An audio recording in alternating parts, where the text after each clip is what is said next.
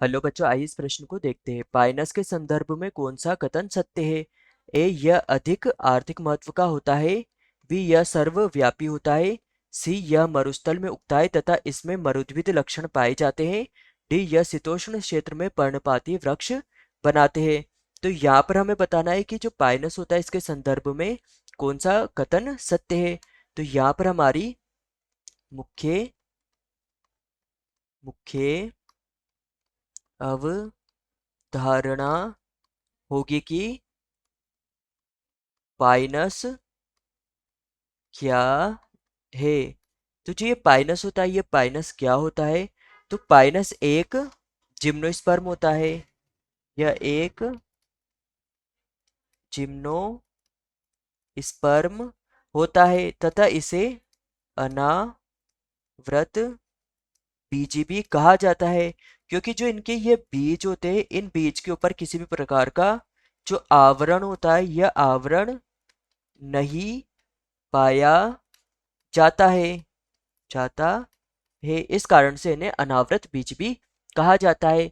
यहाँ पर जो यह पाइनस होता है, इस पाइनस का अत्यधिक आर्थिक महत्व होता है। इसका अत्यधिक अत्यधिक आर्थिक महत्व का यह पादप होता है। यहाँ पर जो यह पाइनस होता है, यह पाइनस भोजन के रूप में इसकी जो पाइनस पाइनस गेरा गेराडियाना गेराडियाना जो इसकी प्रजाति होती है, इस प्रजाति से चिलगोजा चिलगोजा प्राप्त होता है, जो खाने के काम में आता है। तथा इसकी जो दूसरी प्रजाति होती है, पाइनस एडाक्लेस एडा एडाक्लेस, यह इसकी जो दूसरी प्रजाति होती है, यह भी खाने का अर्थात भोजन में काम में आती है। तथा साथ ही यहाँ पर जो ये पाइनस होता है,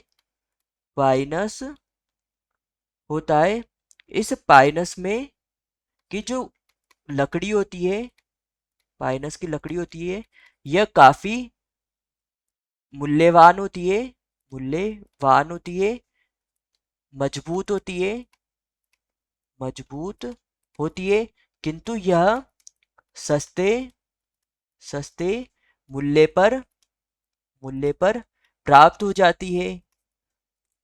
तथा साथ ही जो ये पाइनस होता है, इस पाइनस के जो जीवाश्म होते हैं, पाइनस जीवाश्म होते हैं, तो इन पाइनस जीवाश्म से एम्बर को प्राप्त किया जाता है। तथा जो एम्बर है, यह एम्बर पाइनस पाइनस सक्सोनी सक्सोनीफेरा पाइनस सक्सोनी फेरा से प्राप्त किए जाते हैं। तथा साथ ही पाइनस से राल राल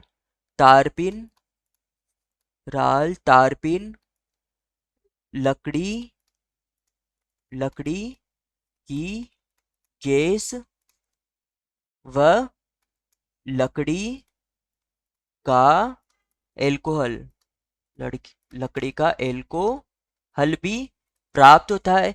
तो इस प्रकार से जो ये पाइनस होता है, यह पाइनस के संदर्भ में यहाँ पर हमें सत्य कथन को बताना था। तो ए था, यह अधिक आर्थिक महत्व का होता है।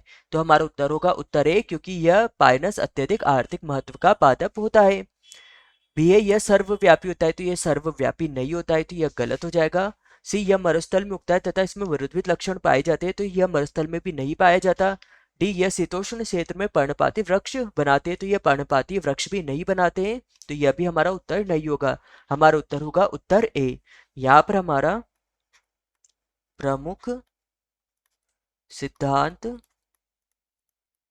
सिद्धांत होगा कि पाइनस को कोनी फेरस भी कहा जाता है, क्योंकि यह कोन अर्थात शंकु का निर्माण करते हैं जिनमें ये नर व मादा शंकु बनाते हैं। तो आशा है कि आप इसे अच्छी तरह समझ गए होंगे। धन्यवाद।